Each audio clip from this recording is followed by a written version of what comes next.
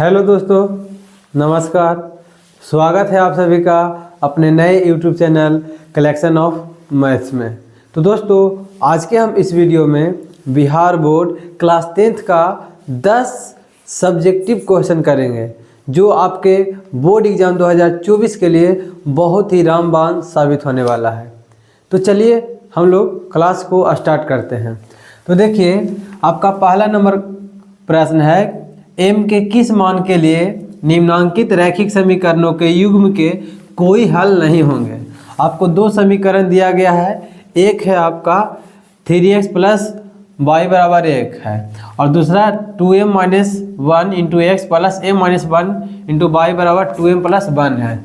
तो सबसे पहले तो हम लोग लिख देंगे, यहाँ पे हल लिख देंगे। अब यहाँ पे आपका समीकरण है तो समीकरण उतार देंगे। 3x प्लस वाई बराबर 1 और 1 है आपका कितना, तो 2m माइनस का 1 हो गया इंटू एक्स प्लस यहाँ पे देखिए m माइनस 1 इंटू वाई बराबर 2m प्लस का कितना हो जाएगा, 1 दिया गया है। तो देखिए सबसे पहले हम लोग क्या करेंगे, लिख देंगे कि यहाँ पर क्या है, a1 बराबर आपका कितना है, 3 है, b1 बराबर आपका कितना है, 1 है और c1 बराबर कितना है आपका, 1 है। अब यहाँ पे देखिए b1 a1 हो गया है। अब यहाँ पे देखिए a2 का मान कितना हो गया आपका, 2m माइनस का 1 हो जाएगा, क्योंकि x के गुणांक को हम लोग a1 कहते हैं। यहाँ पे b2 कितना हो जाएगा, तो m माइनस 1 हो जाएगा। y के गुणांक को b2 कहते हैं। और आपका c2 कितना हो जाएगा, ये c1 हो गया, c2 कितना हो जाएगा, 2m प्लस का 1 हो जाएगा। हमें कहा था कि समीकरण के कोई हल नहीं हो, तो हम लोग लिखेंगे कि चूंकि कोई हल नहीं होने के लिए, कोई हल कब नहीं होगा, जब a1 बटा a2 बराबर b1 बटा b2 not equal to c1 बटा c2 रहेगा, तब ये कंडीशन होगा।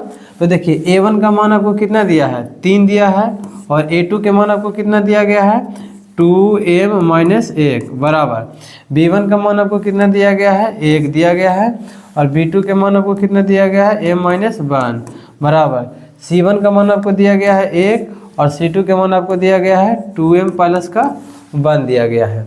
तो देखिए ये नॉट इक्वल टू है। अब हम यहाँ से क्या देखते हैं, ये तो आपका नॉट इक्वल टू है, तो हम लोग इसे क्या करेंगे, देखिए आपको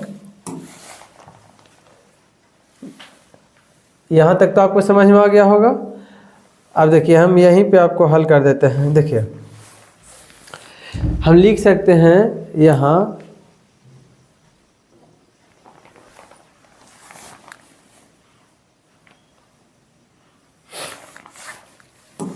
से क्या लिखेंगे, क्या हो जाएगा, 3 बटा 2m माइनस 1 बराबर लिख सकते हैं 1 बटा m माइनस का 1 हो जाएगा आपका। अब यहाँ से देखिए ये जाकर के 3 के साथ गुना होगा तो m माइनस 1 हो जाएगा बराबर ये हो जाएगा 2m माइनस 1, क्योंकि 1 के साथ जाकर के गुना होगा तो सेम रह जाएगा। ये हो गया आपका 3m माइनस 1 बराबर 2m माइनस 1 हो जाएगा। तो ये आपका हो गया 3m माइनस 2m बराबर माइनस का 1, माइनस है तो ये प्लस का 1 हो जाएगा। अब यहाँ पे देखिए, अब यहाँ पे हम यदि इसे हल कर लेते हैं तो 2m में से 3m में से 2m घट जाएगा तो बचेगा कितना, m, और इधर कितना होगा, माइनस 1 प्लस 1 बराबर क्या हो जाएगा, 0, यानी m का मान कितना हो जाएगा, 0। यही आपका क्या हो गया, राइट आंसर हो गया। आपको m का ही मान पूछ रहा था ताकि कोई हल ना हो, तो m के जगह पर कितना हो जाएगा, 0, आपका राइट आंसर हो जाएगा। देखिए दूसरा नंबर प्रश्न है आपका कि किसी भिन्न के अंश और हर में 1 जोड़ देने पर वह 4 के बराबर हो जाता है और यदि उसके अंश और हर में से 1 घटा दें तो वह 7 के बराबर हो जाता है। तो इन कथनों को समीकरण लिखें। आपको हल नहीं करना है, आपको सिर्फ समीकरण के रूप में लिख देना है। तो सबसे पहले तो हम लोग यहाँ पे लिख देंगे हल, ठीक है। मान लेते हैं कि भिन्न भिन्न का अंश, माना कि भिन्न का अंश बराबर x मान लेते हैं और भिन्न का हर बराबर कितना मान लेते हैं y। तो इसीलिए आपका जो भिन्न हो जाएगा वो क्या हो जाएगा x बटा का y।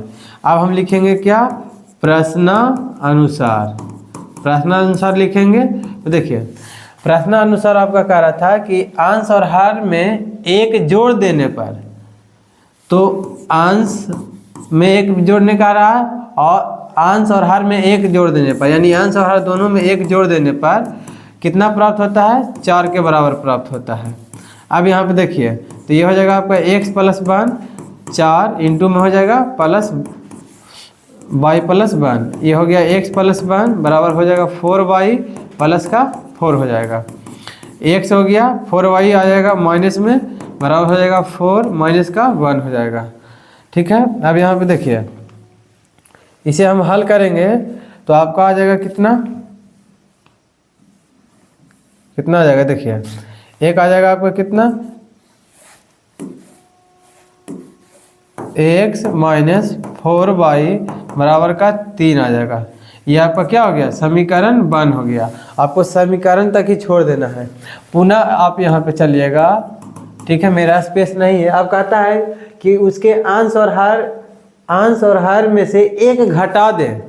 यहाँ पे देखिए अंश और हर दोनों में एक घटा दें तो हमें कितना मिलता है, 7 के बराबर मिलता है। तो ये आपका हो जाएगा x - 1 बराबर 7 इंटू y - 1 हो जाएगा। इस y - 1 जाके 7 से क्या हो जाएगा, गुना। तो y - 1 हो गया, ये आपको हो जाएगा 7y - 7, x प्लस 7y इधर बराबर की इस तरफ आएगा तो माइनस का 7y, और ये -7 और -1 है तो प्लस का 1 हो जाएगा। तो x - 7y बराबर कितना हो जाएगा, माइनस का 6। ये समीकरण 2। ये बस आपको समीकरण के रूप में ही लाना था। ठीक है, इसे हल करने का कोई ज़रूरत अभी नहीं है फिलहाल, आपके प्रश्न के अनुसार। देखिए तीसरा नंबर प्रश्न है कि द्विघात सूत्र का प्रयोग कर समीकरण 6x² + 17x + 12 बराबर 0 के मूल ज्ञात करें। तो लिखेंगे यहाँ पर सबसे पहला हल, और फिर लिखेंगे देखिए a का मान आपको यहाँ पे लिख देंगे, यहाँ a बराबर आपका कितना है, 6 है, b बराबर कितना है आपका 17 है, और c का मान कितना है, 12 है। तो इसीलिए द्विघात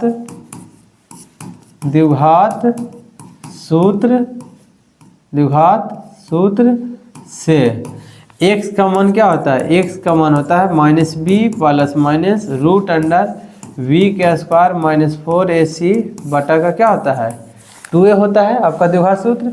अब देखिए माइनस b की जगह पर कितना है, 17 प्लस माइनस √v² यानी 17 के स्क्वायर माइनस क्या हो जाएगा 4 गुना a की जगह पर 6, 4a, c की जगह पर कितना हो जाएगा 12 बटा का क्या हो जाएगा 2 गुना a की जगह पर कितना हो जाएगा 6। तो x बराबर कितना हो जाएगा -17 प्लस माइनस √289 माइनस, इसको गुना करेंगे 6 × 24 और गुना कितना करेंगे 12, 12 × 48 शेष रहा 4, 12 दूनी 24 और 24 से 4 48 यानी 288 हो जाएगा, बटा का कितना हो जाएगा 12 हो जाएगा। अब देखिए x बराबर आपका हो जाएगा -17 प्लस माइनस, इसे हल करेंगे तो 1 बटा का क्या हो जाएगा 12। तो x बराबर क्या हो जाएगा -17 प्लस माइनस 1 अब बटा का क्या हो जाएगा 12 हो जाएगा। ठीक है, देखिए आपको दिखाई नहीं दे रहा होगा यहाँ पे, तो हम इसे यहाँ पे देखिए हम इसे यहाँ पे हल कर देते हैं। यहाँ पे देखिए तो आपका x बराबर कितना हो जाएगा -17 प्लस -1 बटा का क्या हो जाएगा 12। तो हम इधर क्या करेंगे, तो आपका x 2 शून्य निकलेगा तो आप इसे x1 कर दीजिए। जब आप इसे x1 कीजिएगा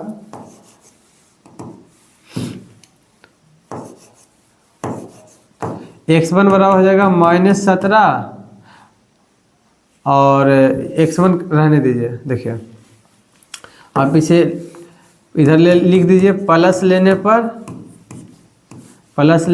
पर इधर लिख दीजिए माइनस लेने पर। तो x बराबर कितना हो जाएगा -17 और इधर +1/12 कर दीजिए और x बराबर हो जाएगा -17 और -1/12 कर दीजिए। तो x बराबर आपका हो जाएगा कितना -16/12। 4 तिया का 12 हो जाएगा, 4 चौका 16 हो जाएगा। तो x बराबर -4/3 हो गया और x बराबर कितना हो जाएगा -18/12। 6 दूनी 12 हो जाएगा, 6 तिया का 18। तो x बराबर कितना हो जाएगा -3/2 हो जाएगा। और यही लिख देंगे अतः x बराबर -4,3 बटा हो जाएगा -3,2। यही आपका क्या हो गया, आंसर हो गया। ठीक है, देखिए चौथा नंबर प्रश्न आपको कहता है कि यदि 12 मीटर ऊंचा खंभा, एक खंभा है, कितना मीटर है तो 12 मीटर ऊंचा खंभा है, कि छाया भूमि पर 4√3 है। इसका जो छाया है वो कितना है 4√3 मीटर है, लंबी बनती है। तो कहता है सूर्य का उन्नयन कोण होगा। तो ये इस प्रकार का आपका डायग्राम बनेगा। आप यहाँ पे लिख दीजिए, हल लिख दीजिए। मान लेते हैं कि माना कि इसे ए बी और सी कर दीजिए। ये जो थीटा कोण बन रहा है, उन्नयन कोण, यही आपको पूछ रहा है। तो माना कि ए बी एक खंभा है तथा ए सी छाया की लंबाई है, छाया की लंबाई है। अब देखिए लिखेंगे कि चूंकि समकोण त्रिभुज ए बी सी में, समकोण त्रिभुज ए बी सी में चलेंगे तो आपका हो जाएगा क्या, tan थीटा। देखिए थीटा के सामने वाली भुजा हो जाएगा आपका लंब, और दिया है क्या, संलग्न भुजा आधार। तो लंब आधार पाटा है तो हम लोग tan थीटा का फार्मूला लगाएंगे। तो tan थीटा का फार्मूला क्या होता है, लंब बटा का आधार। ये हो जाएगा आपका tan थीटा, लंब आपका हो जाएगा 12, आधार आपका है 4√3, 4 तिया के 12 हो जाएगा। तो आपका हो जाएगा कितना, tan थीटा। अब देखिए √3 को हम लोग कैसे लिख सकते हैं, √3 गुना √3। अब बटा का कितना था आपका, √3 था। तो √3 से √3 कट गया तो tan थीटा बराबर क्या हो गया, √3।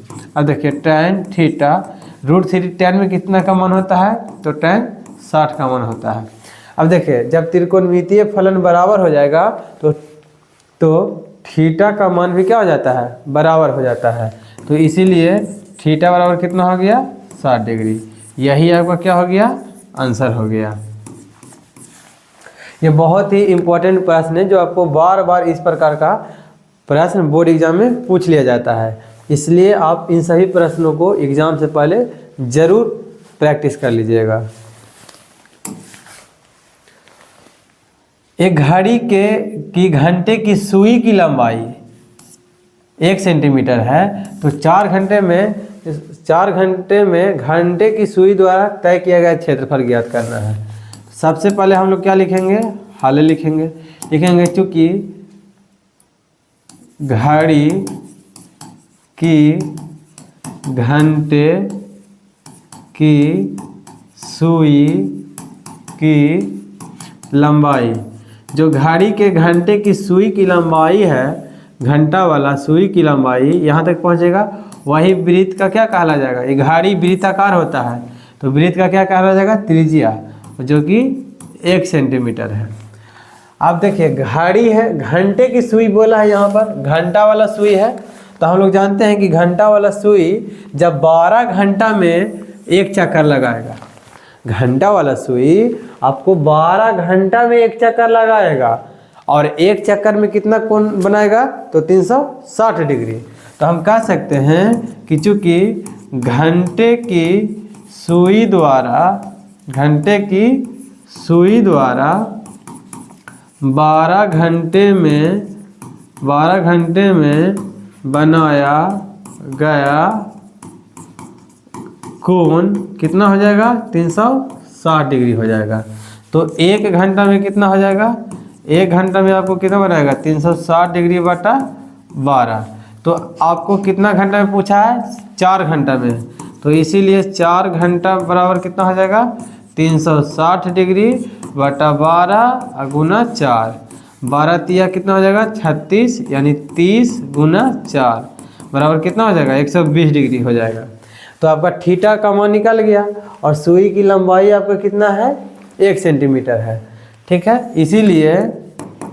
इसीलिए आपका सुई द्वारा तय किया गया क्षेत्रफल बराबर क्या हो जाएगा? थीटा बटा 360 गुना पाई आर स्क्वायर हो जाएगा।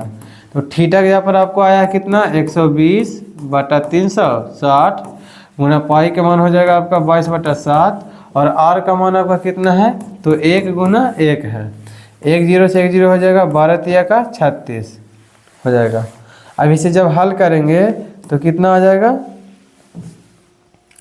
जब हल करेंगे तो यहाँ पे देखिए ऊपर बच गया 22 और नीचे बच गया 7 के 21 सेंटीमीटर स्क्वायर।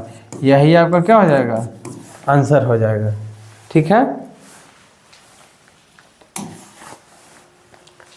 देखिए 6ठा नंबर प्रश्न है आपका कि यदि एक अर्धवृत्ताकार खेत का व्यास 14 सेंटीमीटर हो तो उसका क्षेत्रफल ज्ञात करें। तो लिखेंगे कि सबसे पहले तो हल लिख देंगे, उसके बाद लिखेंगे कि चूंकि दिया है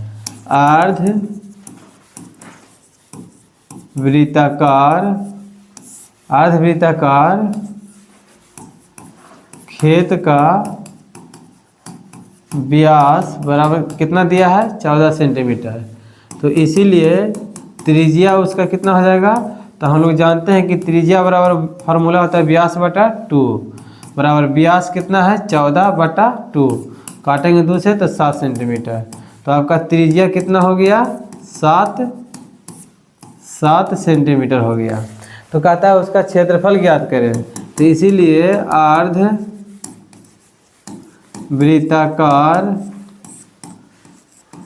खेत का क्षेत्रफल का फार्मूला क्या हो जाएगा? तो देखिए अर्धवृत्ताकार किसको कहते हैं? इस प्रकार का आकृति ये आपका अर्धवृत्ताकार है और ये आपका केंद्र होता है। तो इधर भी त्रिज्या इधर भी त्रिज्या हो गया। देखिए ये जो होता है अगर इस प्रकार आता तो ये पूरा वृत्त हो जाता। तो पूरा वृत्त का क्षेत्रफल क्या हो जाएगा? पाई आर के स्क्वायर हो जाएगा। और हमें पूछा अर्धवृत्त का यानी आधा का, तो आधा करने के लिए उसको कितने से भाग दे देंगे? 2 से भाग दे देंगे। तो पाई का मान आपका हो जाएगा 22 बटा 7। आर के जगह पर कितना आया है? 7 गुना 7 और मेन बटा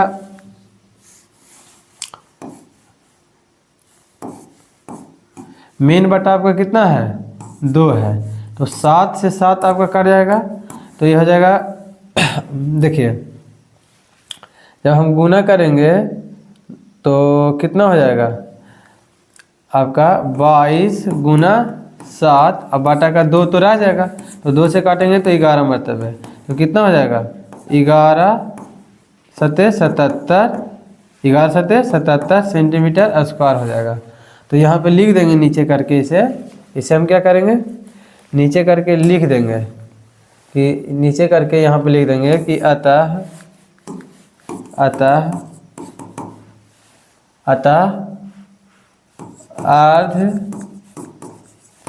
अर्धवृत्ताकार खेत का क्षेत्रफल बराबर हो जाएगा 77 सेंटीमीटर स्क्वायर आंसर। यही आपका क्या हो जाएगा? राइट आंसर हो जाएगा। देखिए 7वां नंबर प्रश्न आपका है कि किसी घन का विकर्ण 9√3 सेंटीमीटर है तो घन का कुल पृष्ठ क्षेत्रफल ज्ञात करें। तो सबसे पहले तो लिखेंगे हम लोग हाल, फिर लिखेंगे कि चूंकि दिया है क्या दिया है? तो घन का विकर्ण घन का विकर्ण, घन का विकर्ण दिया कितना 9√3 दिया है, जबकि इसका फॉर्मूला क्या होता है घन का विकर्ण का, तो √3 गुना क्या होता है a होता है, यानी √3 गुना भुजा हो जाएगा 9√3 हो जाएगा, a है। तो देखिए आप यहाँ से a का मान निकाल लीजिए, तो 9√3 ये गुना में है तो √3 भागा में चल जाएगा, √3 से √3 कट जाएगा, तो a बराबर कितना आ गया 9 आ गया। भुजा का मान आपका कितना आ गया 9। इसीलिए हमको पूछा है आपसे कि घन का कुल पृष्ठ क्षेत्रफल ज्ञात करें, ठीक है। तो इसीलिए घन का कुल पृष्ठ क्षेत्रफल, घन का कुल पृष्ठ यहाँ पे लगा दीजिए का, घन का कुल पृष्ठ का क्षेत्रफल, क्षेत्रफल बराबर फार्मूला क्या हो जाएगा 6a के स्क्वायर हो जाएगा, तो 6 हो गया। और a घन का संपूर्ण पृष्ठ का क्षेत्रफल या कुल पृष्ठ का क्षेत्रफल आपका क्या होता है 6a स्क्वायर, यानी 6 गुना भुजा के स्क्वायर, तो 6 हो गया। भुजा के जगह पर कितना है 9, तो 9 का क्या हो जाएगा स्क्वायर, तो 6 गुना 9 का स्क्वायर कितना हो जाएगा 81 हो जाएगा। गुना करेंगे तो 6 इकाई 6 8 छक्का के 48 सेंटीमीटर स्क्वायर, यही आपका क्या हो जाएगा आंसर हो जाएगा, ठीक है। अब देखिए आपका 8वां नंबर प्रश्न है कि किसी बेलन के आधार का व्यास 42 सेंटीमीटर तथा ऊंचाई 10 सेंटीमीटर है, तो इसका संपूर्ण पृष्ठीय क्षेत्रफल ज्ञात करें। तो सबसे पहले हम लोग लिख देंगे यहाँ पे हल। आप लिखेंगे कि चूंकि दिया है, आपको जो जो दिया गया है उसको लिख दीजिए, क्योंकि क्षेत्रमिति वाले प्रश्न में जो जो दिया रहता है उसको आप लिख दीजिएगा, तो आपको मैथ आसान लगने लगेगा, चीज़ें आपके लिए आसान हो जाएगा, ठीक है। देखिए कहता है किसी बेलन के आधार का व्यास 42 सेंटीमीटर है, लिखेंगे बेलन का आधार का व्यास, तो बेलन का आधार का व्यास कितना दिया है 42 सेंटीमीटर। देखिए हम यहाँ पे बेलन पार देते हैं, ये आपका हो गया बेलन, आधार का व्यास कितना दिया है 42 सेंटीमीटर, तो त्रिज्या आपका कितना हो जाएगा 21 सेंटीमीटर। क्यों? क्योंकि हम लोग जानते हैं कि त्रिज्या बराबर फार्मूला क्या होता है व्यास बटा 2, व्यास आपका 42 है बटा 2 से काटेंगे तो 21 मरतबे, तो त्रिज्या आपका क्या हो जाएगा, त्रिज्या बराबर आपका हो जाएगा 21 सेंटीमीटर हो जाएगा। और ऊंचाई आपको कितना दिया गया है, ऊंचाई आपको कितना दिया गया है 10 सेंटीमीटर, तो इसका संपूर्ण पृष्ठीय क्षेत्रफल ज्ञात करें। तो इसीलिए लिखेंगे बेलन का संपूर्ण पृष्ठ का क्षेत्रफल बराबर फार्मूला क्या होता है 2πr × r + h होता है। ये हो गया 2 पाई का मान आपको 22/7 हो गया, r का मान आपको आया है कितना 21 इंटू r की जगह पर 21 प्लस h का मान कितना है 10 है, 7 तिया का कितना हो जाएगा 21, तो बाय दूना का हो गया कितना 44 गुना 3 गुना 21 और 10 कितना हो जाएगा 31, ये हो जाएगा 44 गुना 1/3 कितना हो जाएगा 3/1 हो जाएगा। जब हम गुना करेंगे 93 में 44 से तो आपका हो जाएगा कितना 4×3 = 12, 9×4 = 36 और 1×37। हम फिर गुना करेंगे 4 से तो 4×3 = 12, 1 4 9×36 और 1×37, यह हो जाएगा आपका 2 7 2 9 7 3 10 के 0 बाकी 1 3 1 4, यह आपका हो जाएगा कितना 40 92 सेंटीमीटर स्क्वायर, यही आपका क्या हो जाएगा संपूर्ण पृष्ठ का क्षेत्रफल आंसर हो जाएगा, ठीक है। देखिए 9 नंबर प्रश्न है आपका कि बिंदु -6,10 एवं Q 3,-8 को मिलाने वाले रेखाखंड को बिंदु -4,6 किस अनुपात में अंतः विभाजित करता है। तो सबसे पहले आप यहाँ पे लिख दीजिए हल, उसके बाद लिखिए कि चूंकि दिया है क्या दिया है बिंदु P बराबर आपको कितना दिया है -6, -6 कॉमा कितना दिया है 10, और Q बराबर कितना दिया है 3 कॉमा -8। तो ये जो बिंदु P और Q को मिलाने वाला P का मान आपको दिया गया है कितना, देखिए P का मान आपको दिया गया है -6 कॉमा 10, और Q का मान आपको दिया गया है कितना, Q का मान आपको दिया गया है कितना 3 कॉमा -8 दिया गया है। तो ये जो बिंदु है आपको, ये बिंदु मिलाने वाला रेखाखंड को, ये बिंदु कौन बिंदु है, तो -4,6 कहता है किस अनुपात में विभाजित करता है। तो ये आपका अनुपात हो गया m, इधर मान लीजिए n मान लीजिए, ठीक है। तो देखिए क्या होता है कि जब ये बिंदु नहीं दिया रहता है तो हम लोग क्या लगाते हैं, लिखेंगे पहले अंतः विभाजन से, अंतः विभाजन के लिए, अंतः विभाजन के लिए हम लोग x बराबर क्या लगाते हैं, mx2 प्लस nx1 बटा m प्लस n, ये वाला फार्मूला लगाते हैं किसके लिए, x के लिए। लेकिन हमें यहाँ पे x और y का मान दे दिया गया है, तो हम लोग x का मान ना निकाल के x का मान रख देंगे तो अनुपात खुद ब खुद निकल जाएगा। यदि अनुपात दिया रहता तो ये बिंदु निकल जाता। ये अनुपात देखिए m और n दिया रहता तो ये बिंदु निकलता x, लेकिन हमें x का मान दिया गया है, यानी x और y का मान दोनों दिया गया है, तो हमें m और n निकालना है। तो m और n दिया रहता है तो x निकालते हैं, ठीक है। तो देखिए आप दोनों में से कोई भी रख सकते हैं, x का मान भी हम लोग x बराबर भी लिख सकते हैं mx2 प्लस nx1 बटा m प्लस n, या तो आप y बराबर भी रख सकते हैं, आपका आंसर दोनों में सेम आएगा। अब यहाँ पे देखिए हम x से चल रहे हैं तो x के जगह पर कितना है -4, m की जगह पर कितना है नहीं दिया गया है, हमें निकालना है अनुपात x2, तो x2 आपका कितना दिया है 3 दिया है, प्लस n नहीं है पता, x1 की जगह पर कितना है -6 बटा m अनुपात n हो जाएगा, m अनुपात m प्लस n हो जाएगा। अब हम यहाँ पे इसे हल कर लेते हैं, देखिए ये प्लस में है गुना में हो जाएगा, तो 4 इंटू m प्लस n बराबर हो जाएगा कितना 3m माइनस का कितना हो जाएगा 6n हो जाएगा। अब यहाँ पे हल करेंगे -4m बराबर हो जाएगा 3m माइनस 6n हो जाएगा। अब देखिए जब हम हल करेंगे इसे -4m माइनस 3m बराबर -6n प्लस 4n माइनस का 7m हो जाएगा, और घटाएंगे तो माइनस का 2n हो जाएगा। माइनस का 7 हो गया और माइनस का 7 बटा का -2 बराबर इस तरफ n है, इस तरफ हो जाएगा m हो जाएगा।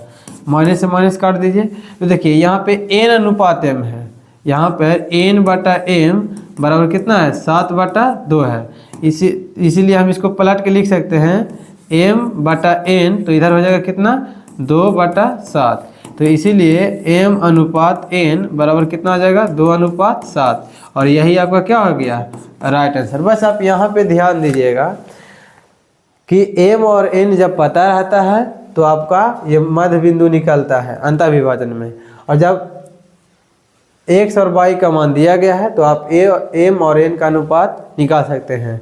आप y से भी चलते तो आपका आंसर 2/7 ही निकलेगा, आप इसे निकाल के देख सकते हैं।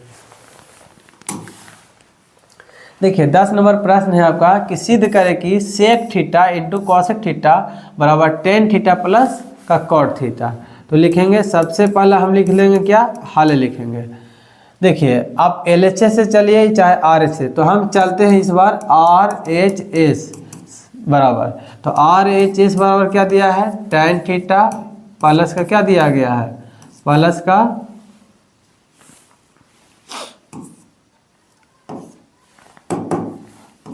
का कॉट थीटा दिया गया है। तो tan थीटा को हम लोग लिख सकते हैं कितना sin थीटा बटा का क्या लिखेंगे cos theta, plus cot theta को क्या लिखेंगे cos थीटा बटा का क्या लिखेंगे sin थीटा। एलसीएम ले लीजिए तो ये हो जाएगा आपका कॉस थीटा इंटू का क्या हो जाएगा साइन थीटा।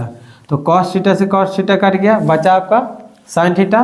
तो ये आपका क्या हो जाएगा sine square theta plus sine theta से साइन थीटा कट गया तो ये आपका हो जाएगा cos square theta. Sine square theta plus cos square theta का मान कितना होता है 1 बटा क्या हो जाएगा कॉस थीटा इंटू का क्या हो जाएगा साइन थीटा। तो देखिए 1 बटा कॉस को हम लोग क्या लिख सकते हैं सेक थीटा इंटू 1 बटा साइन थीटा। इसे अलग भी गुना में है तो अलग कर सकते हैं। आप देखिए 1 बटा साइन थीटा को क्या लिख सकते हैं कॉसेक थीटा, और हमें यही लाना था। बराबर क्या लिखेंगे एल एच एस आ गया, बराबर क्या कर देंगे प्रूव्ड PROVD। यही आपको सिद्ध करना था। तो दोस्तों इस प्रकार से आज का क्लास आपका समाप्त होता है। यदि वीडियो अच्छा लगा होगा तो प्लीज़ लाइक कर दीजिएगा एंड सब्सक्राइब कर लीजिएगा, ताकि आने वाला हर वीडियो का नोटिफिकेशन आप तक पहुंच सके और आपका मैथ का तैयारी बहुत ही अच्छा हो जाए। तो फिर मिलेंगे हम अगले वीडियो में। Thank you. जय हिंद, जय भारत।